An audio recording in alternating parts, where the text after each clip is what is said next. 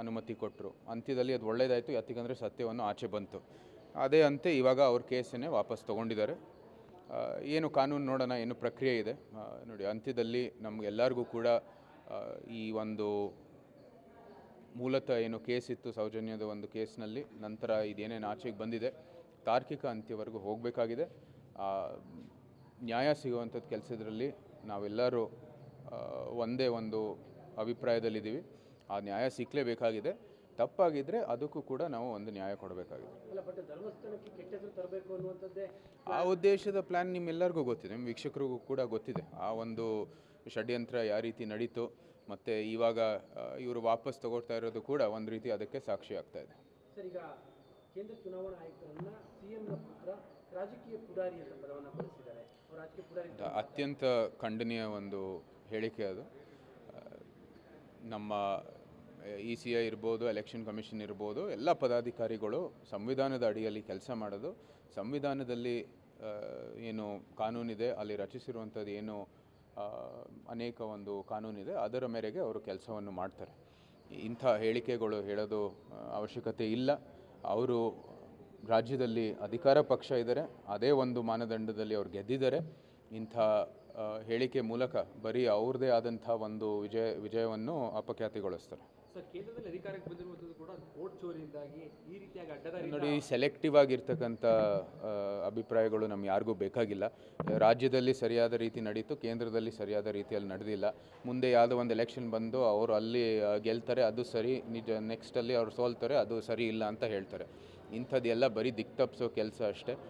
ಈ ರಾಜ್ಯ ಸರ್ಕಾರ ಇರಲಿ, ಯಾರೇ ಇರಲಿ, ತಮ್ಮ ಕೆಲಸ ಅಲ್ಲಿ ತೊಡಗಿಸ್ಕೊಳ್ಳಿ. ಇಲ್ಲಿ ನಮ್ಮ ಮೈಸೂರು ಮತ್ತು ಕೊಡಗು ಅಲ್ಲಿ ನೀವೇ ನೋಡ್ಬೋದು, ಒಂದು ರೋಡ್ ಕೆಲಸ, ಒಂದು ಅಭಿವೃದ್ಧಿ ಕೆಲಸನೂ ಕೂಡ ಯಾವುದೇ ರೀತಿ ಆಗ್ತಾಯಿಲ್ಲ.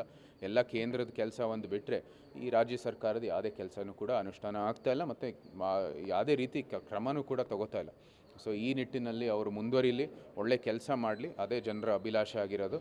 ಈ ದಿಕ್ತಪ್ಪಿಸೋ ಕೆಲಸದಲ್ಲಿ ಅವರು ಅದರಿಂದ ದೂರ ಇರಲಿ. ಸರ್, ಈಗ ಕೆಲವೊಂದು ಉದ್ಯಮಗಳು ಕರ್ನಾಟಕದಿಂದ ಆಂಧ್ರ ಪಾಲಾಗ್ತಿರೋದಕ್ಕೆ ಬಿಜೆಪಿಯ ಕೇಂದ್ರ ಸರ್ಕಾರನೇ ಕಾರಣ, ಅವರೇ ಕಳಿಸ್ತಾ ಇದ್ದಾರೆ ನಮ್ಮ ಮೇಲೆ ದ್ವೇಷಕ್ಕೆ ಅಂತ ಇದೆ. ನೋಡಿ, ನನ್ನ ಅಭಿಪ್ರಾಯದಲ್ಲಿ ಯಾವುದೇ ಒಂದು ಸಮಯದಲ್ಲಿ ವ್ಯವಹಾರ ಇರ್ಬೋದು, ತಮ್ಮದೇ ಆದಂಥ ಒಂದು ಯತ್ನ ಇರ್ಬೋದು, ಅದರಲ್ಲಿ ನೀವು ವಿಫಲ ಆಗಿದರೆ ಪ್ರಥಮವಾಗಿ ನೀವು ಆತ್ಮಲೋಕನ ಮಾಡಬೇಕಾಗಿರೋದು ಒಂದು ಅತ್ಯವಶ್ಯ. ರಾಜ್ಯ ಸರ್ಕಾರ ಮಾಡಲಿ, ಇಲ್ಲಿ ಎಂಥ ವಾತಾವರಣ ಇದೆ ಅಂತ ಅವರೇ ಒಂದು ಆತ್ಮಲೋಕನ ಮಾಡೋ ಮೂಲಕ ಅವ್ರು ತೀರ್ಮಾನ ಮಾಡಲಿ. ಅವ್ರಿಗೆ ಗೊತ್ತಾಗುತ್ತೆ ಇಲ್ಲಿ ಯಾವುದೇ ರೀತಿ ಅನುಕೂಲ ಇಲ್ಲ. ವ್ಯಾಪಾರಸ್ಥರಿಗೆ ಬಂದಿರೋವಂಥದ್ದು ಅನೇಕರು ಈಗಾಗಲೇ ದೂರನ್ನು ಬಹಿರಂಗವಾಗಿ ವ್ಯಕ್ತಪಡಿಸಿದ್ದಾರೆ, ನಮ್ಮ ಮಾಧ್ಯಮದ ಮೂಲಕನೂ ಕೂಡ ವ್ಯಕ್ತಪಡಿಸಿದ್ದಾರೆ. ಕೈಗಾರಿಕೆ ಇರ್ಬೋದು, ಅನೇಕ ಒಂದು ಉದ್ಯಮಿಗಳು ಇರ್ಬೋದು, ಎಲ್ಲರೂ ಕೂಡ ನಿಮ್ಮ ಒಂದು ಚಾನೆಲ್ ಮೂಲಕ ವ್ಯಕ್ತಪಡಿಸಿದ್ದಾರೆ. ಅದಕ್ಕೆ ಸ್ಪಂದಿಸಲಿ, ಒಂದು ಒಳ್ಳೆಯ ವಾತಾವರಣ ಸೃಷ್ಟಿ ಮಾಡಲಿ, ಮತ್ತು ಅವರು ಸ್ವಾಭಾವಿಕವಾಗಿ ಇಲ್ಲಿ ಕರ್ನಾಟಕಕ್ಕೆ ಬರ್ತಾರೆ. ಇಲ್ಲಿ ನಮ್ಮ ಪಕ್ಕದಲ್ಲಿರುವಂಥದ್ದು ರಾಜ್ಯಗಳು ಎಲ್ಲರೂ ಅನುಕೂಲ ಮಾಡಿಕೊಟ್ಟಿದ್ದಾರೆ. ಅದಕ್ಕಾಗಿ ಅಲ್ಲಿ ತಕ್ಷಣವೇ ಅವರು ಸ್ಪಂದಿಸ್ತಾ ಇದ್ದಾರೆ, ಹೋಗ್ತಾ ಇದ್ದಾರೆ. ಮತ್ತು ಇಂಥ ಬೇರೆ ರಾಜ್ಯಗಳಿಗೆ ಕೀಳಾಗಿ ಮಾತಾಡುವಂಥ ಅವಶ್ಯಕತೆ ಇಲ್ಲ. ಚಂದ್ರಬಾಬು ನಾಯ್ಡು ಅವರಾಗೆ ಒಳ್ಳೇದು ಮಾಡೋದಕ್ಕೋಸ್ಕರವಾಗಿ ಈ ರೀತಿಯಾಗಿ ಮಾಡ್ತಾ ಇದ್ದಾರೆ ಕೇಂದ್ರ ಸರ್ಕಾರ. ನೋಡಿ, ಒಂದು ವೇಳೆ ಅವರು ಮುಖ್ಯಮಂತ್ರಿ ಅಲ್ಲಿ ಆಂಧ್ರ ಪ್ರದೇಶನ ಮುಖ್ಯಮಂತ್ರಿಗಳು ಮಾತಾಡುವಾಗ ಏರೋ ಸಿಟಿ ಅಂತ ಮಾತಾಡ್ತಾರೆ, ಕ್ವಾಂಟಮ್ ಸೆಂಟರನ್ನು ಇವತ್ತು ಸೃಷ್ಟಿಸೋದ್ರಲ್ಲಿ ಜಾನ್ವರಿ ಒಳಗೆ ಮಾಡ್ತಾರೆ ಅಂತ ಹೇಳ್ತಾ ಇದ್ದಾರೆ.